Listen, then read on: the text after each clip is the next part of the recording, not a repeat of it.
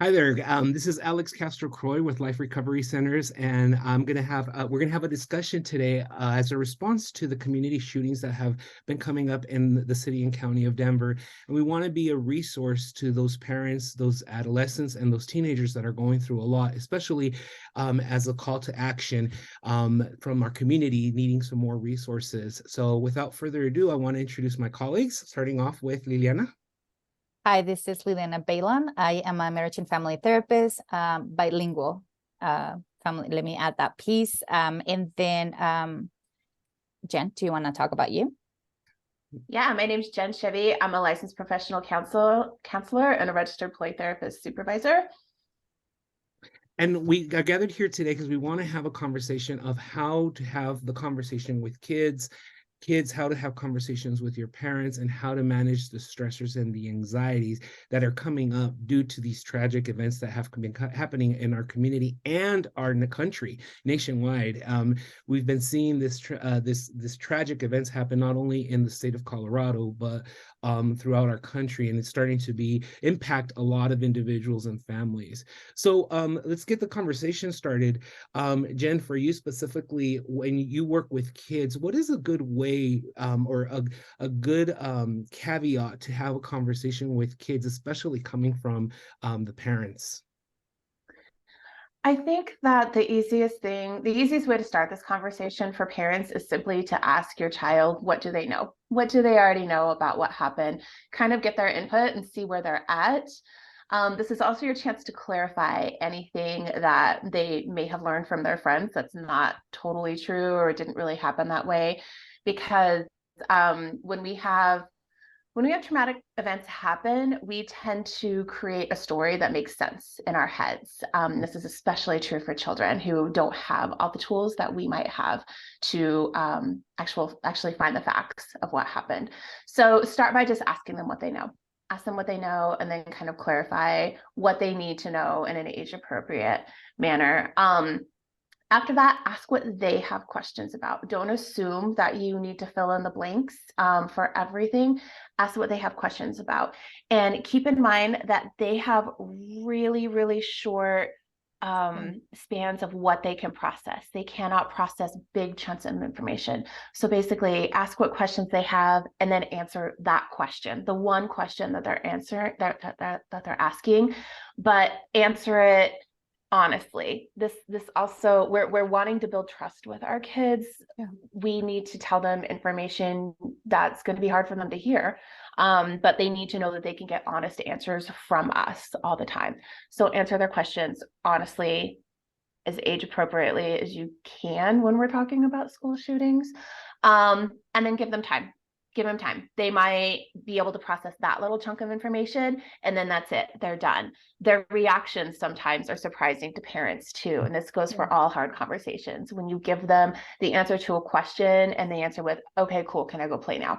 You know, it's not, they're not insensitive. It's not that they don't care. They literally cannot process what you just told them immediately. And they need time. They need to go and do whatever they do to regulate. Liliana's going to talk more about that.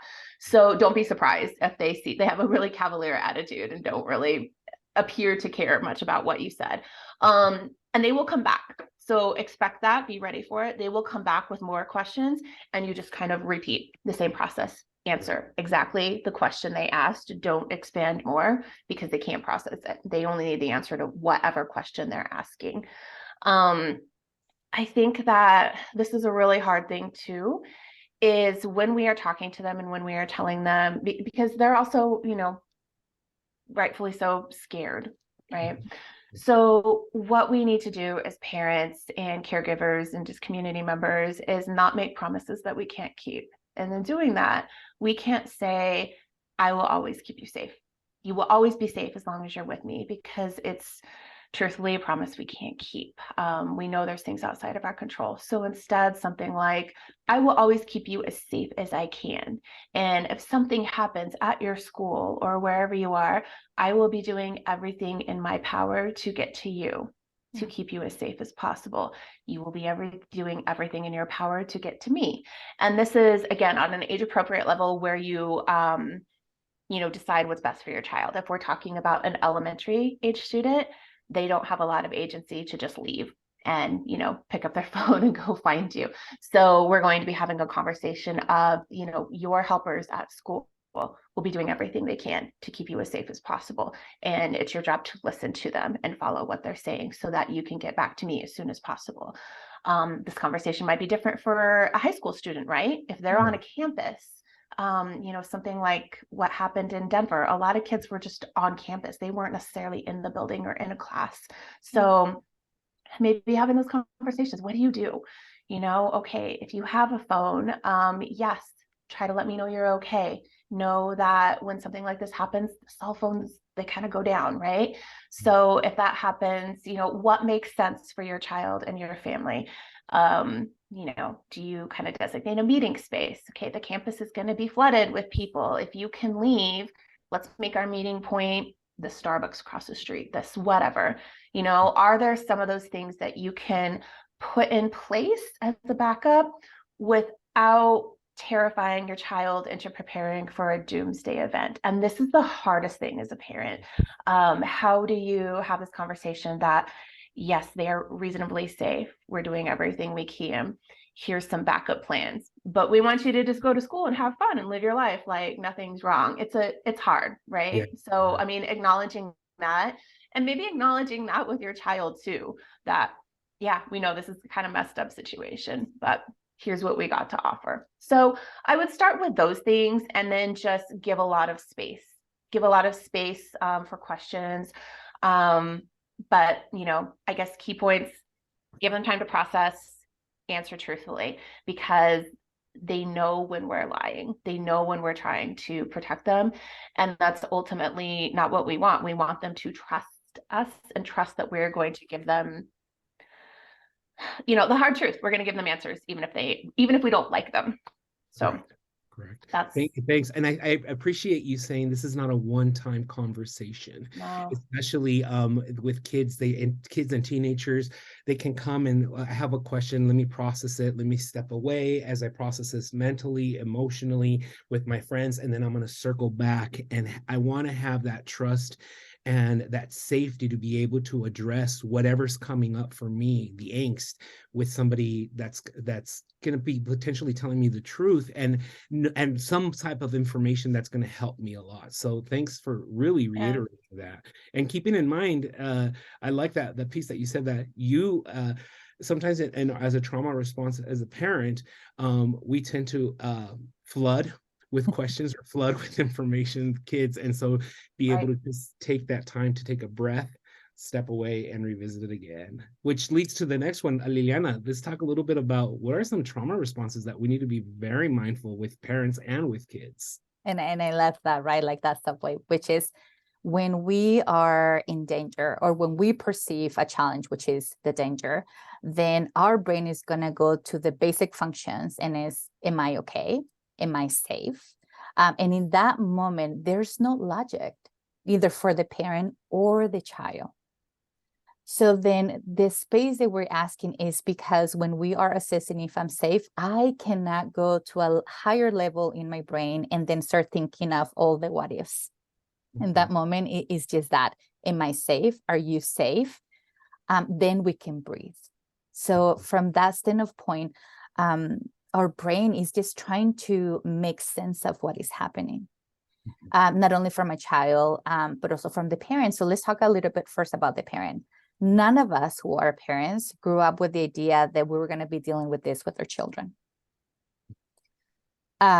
We have different experiences growing up. We have different traumas growing up, but it's not this one. So when Jen is talking about let's not make false promises, that is a huge one, because the brain is going to go from anxiety to anger of you lied to me, you told me, when the parent is also trying to make sense of what can I share?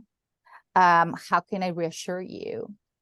So what we're doing is trying to be proactive by making a plan for myself so that I know what to do. And then for my child, so that my child knows what to do and that I'm coming to you. Right? So from the trauma perspective, the brain will go automatically into hyper, running, screaming, searching. to hypo collapsing, which is, I don't know what to do. What's the point? And I think most of us, when we are exposed to trauma, we tend to be in those two extremes of our nervous system, which is because it's a never ending story. So we will have resources, we will have links, or all of you can have this information in regards to an explanation of what the nervous system does for parents and children. We all have them. But in regards to trauma response, is just that we get so anxious and then we go to try to make sense. So then we are asking so many questions from a parent perspective, because I know that you're going to be safe. And then from the child perspective, help me make sense of this. Correct. So then what we need in that moment, and what Jen was talking about, is regulation of self, so that I can come in and help my child co-regulate. And it doesn't matter the age of the child. It can be in elementary, or it can be in high school or college. In that sense, I come back to, am I safe? Can you take care of me? This was really frightful. Like, I did not know what to do. And to know, as Jen was talking about, that when we are in tragedy, when we're in trauma, not everyone will react the same. Correct. As parents don't react the same.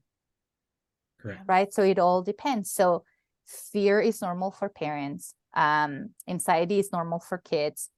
Anxiety that goes into anger is completely normal. That doesn't mean that we have an anger problem. It just means that my body is reacting to it. So let's not label into with negative cognitions. It's just that. And it's normal to feel hopeless. Can we normalize that? Because we had a shooting in Colorado, we had a shooting in Nashville, and I'm like, can we get a break? So feeling hopeless makes total sense. And then just making sense of it, it's not a behavior, it's a symptom of being in a trauma response for the parent and for the child. And as Jen was talking about, we make up stories. We have internal dialogue that a lot of times we don't share, because I don't want to worry my mom or my dad, or vice versa. I don't want to worry my child. But what we need is information and a space to process, because it's a trauma response. You know, and I appreciate that piece that you bring up of be mindful of what's coming up for you as a parent, because as a parent, I see you, like if I'm a child, I see you as my anchor. I see you as my go-to. And if you're dysregulated and frustrated, which is totally Normal. It's normal. Just know that I'm going to be looking at you for modeling how to cope, how to regulate. And so as parents, we need to be very mindful of what will ground me, what will help me process, whether it be my faith, whether it be a counselor, whether it be my friends, a spouse, and be able to ground yourself so that you can have that conversation with your kids, knowing that you're modeling for them. Definitely. It's just show up be mindful how you're showing up for them. And it's okay to take ownership. I'm scared too. Yes. I'm scared too. We actually need to model that for our children. Correct. Yeah. Having the space for all emotions to show up, and honoring them. All those emotions are giving you information. So can we honoring them, and let's model having an array of emotions. Yeah. And in the modeling, be okay with comfort, be okay with crying, be okay with touch, be okay that there's different as we're expressing our emotion, we're also synergistically showing up on how we can regulate with touch, with holding. And it's okay, reaching out and touching. It's okay to feel this way, because I feel I'm here with you, because there's this piece of I'm being heard, I'm being seen, I'm being held in the midst of this this disruption, this trauma. I'm being held, taken care of. And it shows up, I go back to my 5 domains: physical, emotional, mental, relational, and spiritual. Definitely. And from for teenagers, I really want to speak on parents with teenagers. Be mindful that when you are dealing with teenagers who are not used to verbalizing their emotions, a lot of times fear can appear as anger. Anxiety can turn as anger, especially with males. where I don't have an outlet, or I was not shown how to emote or express myself, it can show up as shutting down. It can show up as aversive behavior and frustration and anger. And these are all signs of anxiety and fear. I just don't know how to process this. And again, when we create a space and allow them to say, hey, there's room for that in the family, there's room for that amongst us, it's going to give them permission to lower their guard and start the conversation, at least the exploration of where is this fear, anger, frustration stemming from. And a lot of times, and we want to do this, and you guys chime in, because suppressed anger, suppressed fear can lead to depression. It absolutely can. Yeah. And I think this is good for parents to know, but really everybody. Correct. Anger is our go-to emotional response. It's our go-to. So if we are feeling anxious, if we are feeling tearful, if we are feeling any of those things, anger, good or bad, seems to be the socially acceptable emotion that we are allowed to emote, right? So sometimes it's kind of helping our kids and helping us back down and say, all right, am I really angry right now? Is that really what I'm feeling right now? Or is there something else? And then once you figure that out, can you help model it? Can you help your child unpack it and break it down into what it really is? Yeah. Anger is the easiest. Yeah, and so parents, just be mindful that understanding resistant behaviors, missing class, not attending school, mainly a lot of it comes from not being able to process feeling unsafe or not feeling heard. And just be mindful, a lot of these behaviors are fear-based control and their need to be in control. And just be mindful of having that space to process hopelessness, which has to do with future, and helplessness that has to do with their here and now. Yeah. Any last thoughts, Liliana, Jen, any last thoughts? Of course, we're going to provide a resource list for everybody so they can take advantage of the resource list and our contact information if we can be of further support. But any last thoughts as we close our discussion for today? Let us know how to support you. As therapists, we can give you all these answers, but as parents, as humans, we are with you. We are with you with your pain, the anxiety, the fears, the not know what to do and when this is going to get better. So we're with you. We know. And we can give you a checklist of things, but every parent and every child is completely different. So we're just inviting you to create space and to ask questions. Reach out.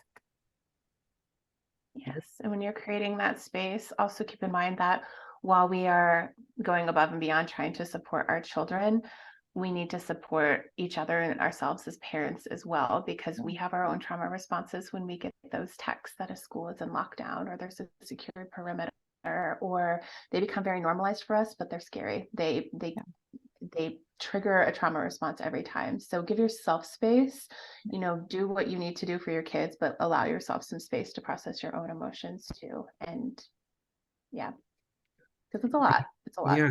And again, reach out if you, I always promote finding your soul tribe, finding your people that can support you, whether it be family, community, faith-based.